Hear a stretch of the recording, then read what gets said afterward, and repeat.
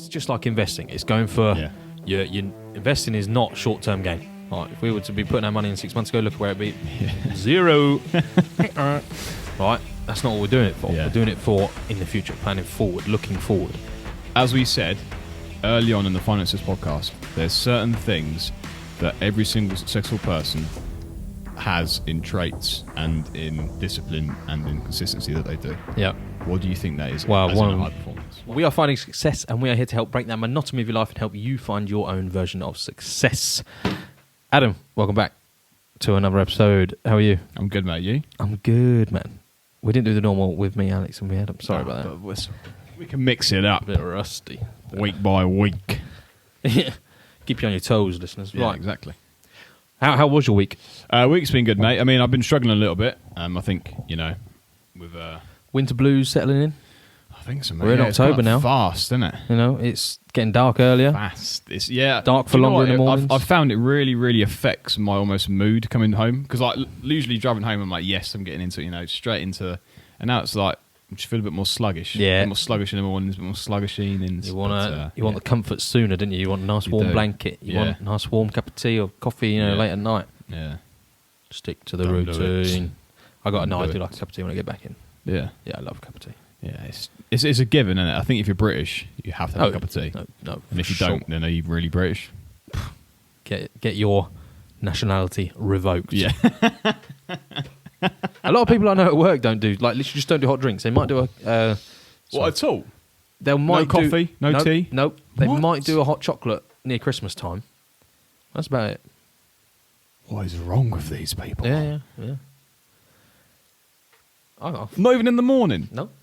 Wow. So, someone I work with quite high up, this cracked me up. He came down, we had an early morning meeting. He comes down, he's got a Red Bull in his back pocket. Yeah. I'm like, crikey, Tom, it's a bit early, isn't it, mate?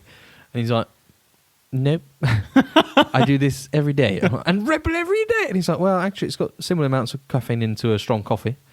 Yada, yada, yada. He doesn't like hot drinks, doesn't like tea, coffee, hot chocolate. He won't drink hot drinks. Wow. And it's actually about the same. It's actually cheaper than a coffee. What's a Red Bull? £2? Yeah, yeah. 150? 250 or something, yeah. And a coffee, even at the coffee at the work, it's like £3. So it's like, actually, it's no I didn't see a difference. I was like, yeah, crikey, fair enough. I didn't think of it like that. Fair play. But good lad. Don't know if I could do that, though. That taste in the morning. I know someone that lives off Red Bull and cigarettes. I've never seen the bloke eat. Not once. Really? Never a meal. And I'm just like, I'm looking at him and I'm like, he looks like a normal bloke, like middle-aged, very healthy, not fat, not overweight, not overly or underweight. Right. He just looks like a normal bloke and it's like, oh my God, it's amazing. It's weird how some people have some habits and other people have different habits. Spin off from previous 2 weeks episodes, yeah. Is it 2 weeks ago? Christ. Yeah. Flies, doesn't it? Time. Right. Anyway. Talking of episodes, what we're doing? We're going to talk about Miss Shaw Alex today. Having high expectations leading to high performance. Okay. So, we previously spoke about setting goals. We spoke about how you set goals, how you go about enforcing habits towards your goals, sort of how often you review your goals and, keeping your vision in line with your goals. This is slightly different, I think, because, yes, goals are high expectations. We want them for our lives. We want them for our personal lives. But for them to actually lead us to high performance is a different story, I think. Okay. Reason being, for instance, this podcast.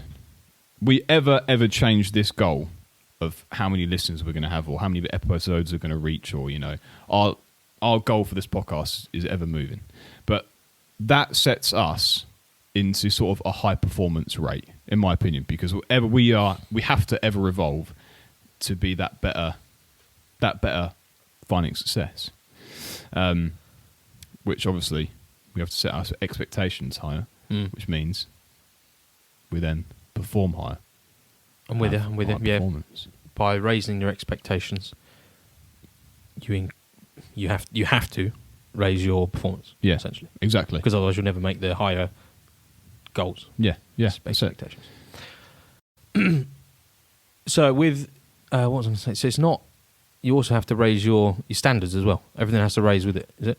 Would you say? It's everything. Yeah. So for instance, like obviously the Queen passed away a few weeks ago now. It's probably even a month ago. Yeah, we've now. not even mentioned it on the podcast. Yeah, we haven't. Obviously, massive tragedy for the United Kingdom and all the people that sort of loved what she'd done for the country, and it's unbelievable. 70 years or whatever it is in the throne, and just sort of given that her early 20s, that she sort of got to the throne and sort of took away with her. She was gorgeous. Did you see the life. photos of her back in the day? Unbelievable. I know they were black and white, but she was gorgeous. Yeah, she was. Yeah. And she just, from that day, dedicated her life to this country.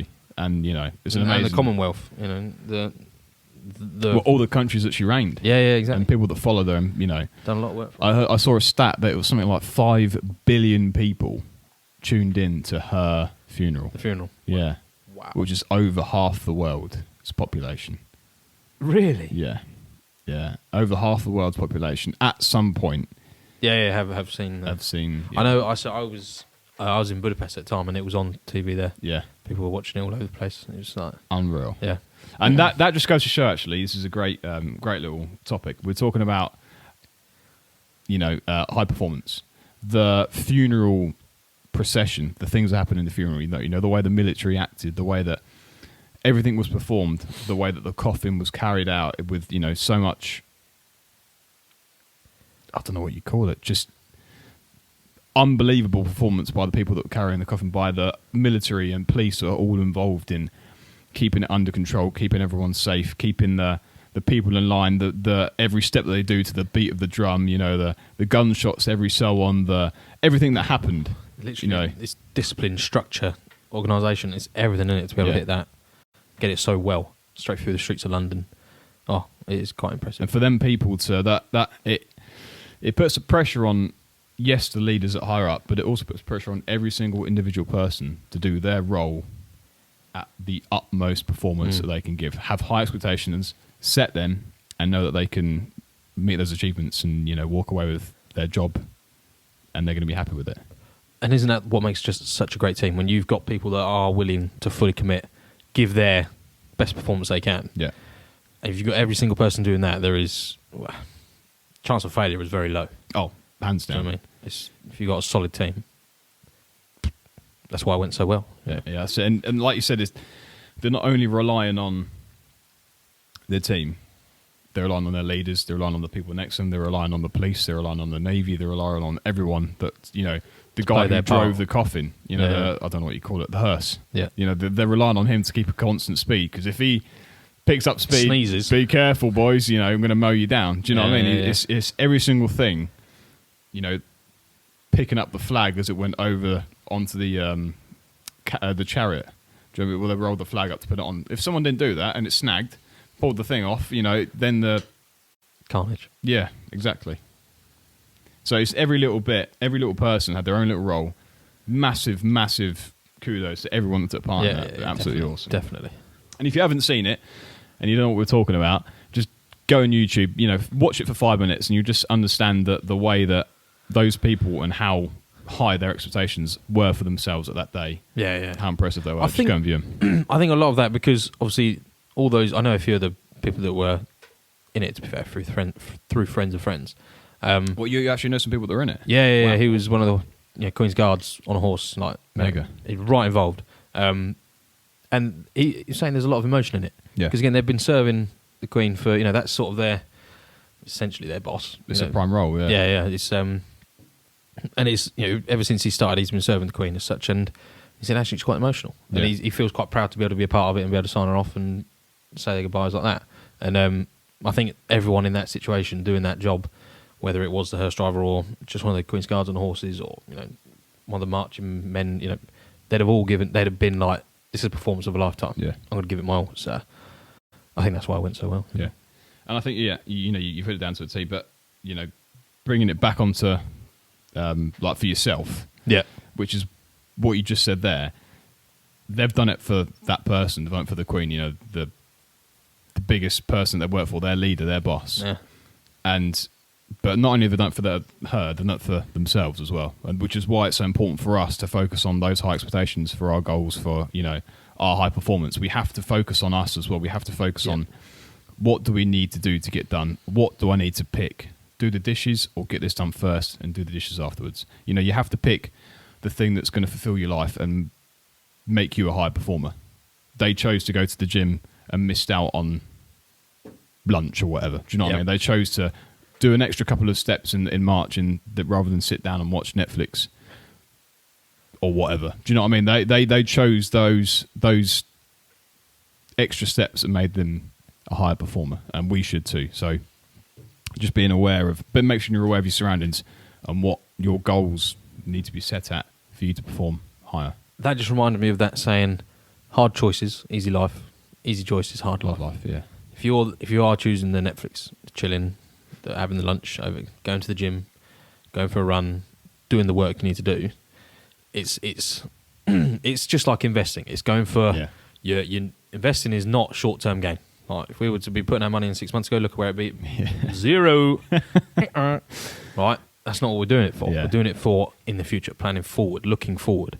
If you're to do the hard thing, to do the run today, all right, you're not going to see any difference whatsoever.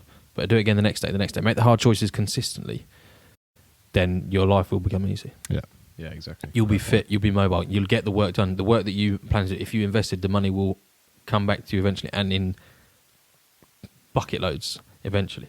Just you gotta think of the hard step. Take the hard step every time. Create an easier life. What is your definition of a high performer? Because a high performer has so many different levels to whatever you are doing in your life, in my opinion. Whoa. Can you put a generic high performer? So whether it's sports person, businessman,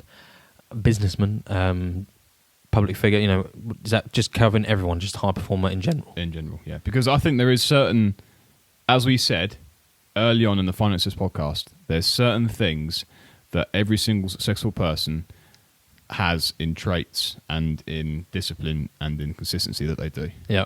What do you think that is? Well, as in a high performance. One of them is discipline. Yeah. I think that's just it's not even, actually, I'm not even doubting that word at all. It's one of the key pillars to being a high performance person, being a successful person. Without it, you're not going to get up. You're not going to do your work. You're not going to do what you need to do. Even on the days you don't want to get like there are days you wake up and I don't feel like doing this. Yeah. And that's a separator between the average and the successful. Yeah. So they just go, I've got to do this. Yeah, it's like the amount of stories you hear of people going dead broke, like literally working at crappy little market stalls in towns trying to sell little trinkets and widgets, you know, just doing it. And now they're very successful, very well off people. Like they've stepped being middle class. They've just gone, I'm a millionaire now, you know. And that's because when they were down so low, they didn't want to stop. They managed to find something inside of them to go, I haven't got time to stop. I haven't got time to worry about. Andrew Tate, remember their stories of they'd go around to local services, wait for people to finish with their KFC and take the chicken. Like that's how bottom end broke they were, and they just graft until they're what they are now. Till they're gone past where they realise, oh, hang on, we can slow down now. Yeah. You know, we're actually doing well. It's quite funny, you know. People say like, I focus on retiring early and drinking cocktails on the beach. Drinking cocktails on the beach comes once a year, twice a year. Yeah. But the people that are fixated on being high performers and having high expectations don't do that for the rest of their lives. They then get back to what they want to do and go, right, this is what I want to do next. This is what I want to do. For instance, I know he's not very liked at the moment, or he's not doing a very good job with his current business, but Mark Zuckerberg, right? For instance, you know, the Facebook platform fell off the face of the earth. You know, it's now obviously gone to Meta and so on and so forth, and the share price has dropped a massive amounts, like 20% or 30%. It's huge, or something. It's unbelievable. But he doesn't care because he's not focused on the price of the thing that people price it as. He's focused on his outcome. And I was listening to a podcast that he went on with Joe Rogan, actually. And he was just saying about sort of the different variants of the VR and how they've sort of worked about it. And he was talking about sort of like, well, they started off with hands because if they connected your arm to it, it's quite hard to figure out where your forearm connects. So like at some point, if your hand would be like this, sometimes your forearm would be upside down. So they couldn't really figure out how to work it. But obviously, if you've got sensors on your hands, it's really easy to do. Yeah. And eventually they're then just going to work their way up around the body and sort of figure out everything else. It's unbelievable. But he was so fixated on that, as in getting that working, that then the second bit becomes a lot easier, and the third bit, with your shoulders and your body and your eyes. Speed up. Yeah. And then it starts looking into your eye movement and how you're looking, and your facial expressions and where you're talking, and for instance with your hand movements. So he's not really worried about the share price or what people think of him, or if people like him or not. He's focused on himself, and he knows that because he's got a great product and he's going about it the right way, he's thinking, right, this is something that the world needs. Granted, you can pick up an iPhone and do FaceTime, but you're not really connected enough. There's something there that you can't. Yeah, you can see everyone's facial expressions, but you can't really almost feel like you're there. Yeah. You can't. It's not like you're in this position here that you can. Your surroundings are nothing but that person and their face and their movements and their facial expressions. So it's unreal the way he was talking about it. I'm interested you brought that up because I've been looking into them as a possible investment. Yeah. Because it has crashed down. Going off topic for a little bit. Looking into their finances, they're in like £500 million debt. Yeah. Right, which is literally, they earn that in a week. Yeah. if not less, it probably It's is less. at all. Like they've got cash reserves, 50 billion, like in cash and short term investments. It's like insane. And also they've just like invested 10 billion into this stuff that they're doing. Yeah. And it's no one else is doing that. No. Not 10 billion, tens of billions. Yeah. Invest like. Everyone thinks it's dead, but I think that he's going to come with something soon. It is, yeah. Maybe not soon, 10, 15 years. It could take a little while. But it's actually coming out in October. Like the next update. The next version's in October, yeah. So it'll be something in the future without Yeah. that, because he's just that far ahead in the future. He's just over there. unreal. But again, he's so focused on what he's doing. He's just excited about it, and he's so motivated to do it. And so Yeah. he almost discipline and motivation isn't a thing, because he gets up. He's like, this is what I want to do, which also makes a big difference. If you're not doing something you enjoy, you're not going to be able to do it. No. All the motivational videos in the world that you watch aren't going to make any difference Nope. to your performance Exactly. doing that task. I hate people, and I'm sorry for anyone that watches motivational videos here. It's, I was feeling really down and I couldn't be asked to go to the gym, but I watched The Rock talk about how hard his life was, and it just made me want to go to the gym. And I just lifted loads of weights. Guys, if you're doing that, you are not in the right place to go to the gym. You need to go to the gym by your own back. Yeah, you need to have. Yeah. You will. If you are that person, I guarantee you've had long periods away from the gym. You're stopping all the time. You're not actually that committed and invested, because if you set yourself a goal of I need to be fit by this, you would just not give up. If you were serious about it as well, you'd wake up and go, no, I need to make the hard choice. I don't feel like going to the gym. I feel crap. I feel rough, bloated. I ache. I'm sore from the last workout. No, you turn up. You keep going, because that is the only way to success. You just don't stop. Yeah. Keep going. Grab Sven, you got anything to add? Nah, man. Awesome, good stuff. Facebook, Instagram, Twitter, links will all be down below. Don't forget, guys, like, share, give it a review, get it going, get it spread across the world. We want to help more people, and you guys can help us do that. So, have a good week. Take care. See you next time. Success is available for everyone, so why should you settle for less?